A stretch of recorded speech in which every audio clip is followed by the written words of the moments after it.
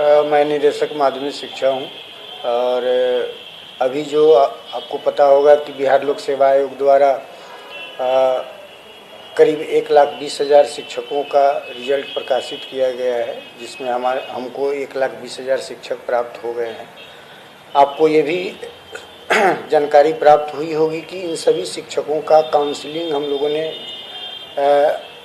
अभ्यर्थियों के आवंटित ज़िले में कराई है और अब तक करीब 1,10,000 लोगों ने काउंसलिंग करा लिया है और प्रक्रिया चल रही है। जो छूटे लोग होंगे वो कराते रहेंगे।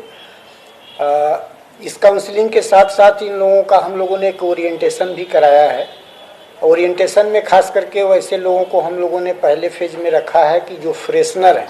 फ्रेशनर का मतलब ये है कि पहले से जो नियोजित शिक्षक नहीं हैं, तो उनको ये प्रारंभिक जानकारी हो जाएगी कि विद्यालय में उनको अध्यापक के रूप में काम करना है, काम का नेचर क्या है, कहाँ रहना है, कैसे पढ़ाना है, इन सारी चीज़ों से पूर्व परिचय कराने का उद्देश्य था। इसीलिए ये ओरिएंटेशन कार्यक्रम चल रहा है। इन सभी अभ्यर्थियों को माननीय मुख्यमंत्री के कर कमलों द्वारा दिनांक 2/11/23 को गांधी मैदान पटना से नियुक्ति पत्र वितरण समारोह के माध्यम से दिया जाएगा और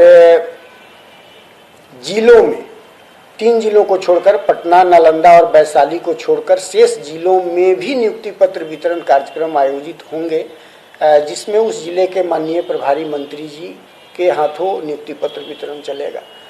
पटना, वैशाली और नालंदा का चूँकि सभी अभ्यर्थी गांधी मैदान आएंगे, इसलिए उनका कार्यक्रम गांधी मैदान में हमारा जो मुख्य कार्यक्रम है उससे जुड़ा रहेगा। इसीलिए उन जिलों में अलग से कोई कार्यक्रम नहीं हो रहा है।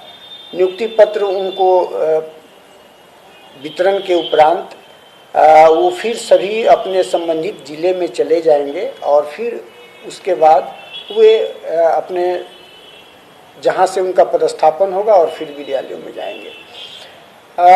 इस संबंध में एक सबसे अभूतपूर्व बात ये हुई है कि बिहार लोक सेवा आयोग ने एक बड़ी छोटी अवधि में एक बहुत बड़े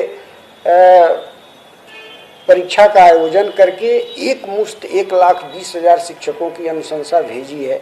हम समझते हैं कि खास करके मेरी जानकारी में एक विज्ञापन में इतनी बड़ी संख्या में लोगों की नियुक्ति हुई होगी, मुझे नहीं पता।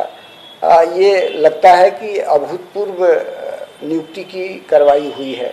आपको ये भी बता देते हैं कि जिन शिक्षकों का काउंसलिंग हो गया है, ओरिएंटेशन चल रहा है और जिनको नियुक्ति पत्र 2 तारीख को प्राप्त होगा, उन सभी का पोस्टिंग विद्यालयों में एक हम लोग सॉफ्टवेयर के माध्यम से कर रहे हैं, ताकि इसमें कहीं किसी भेदभाव और पक्षपात की स्थिति नहीं होगी।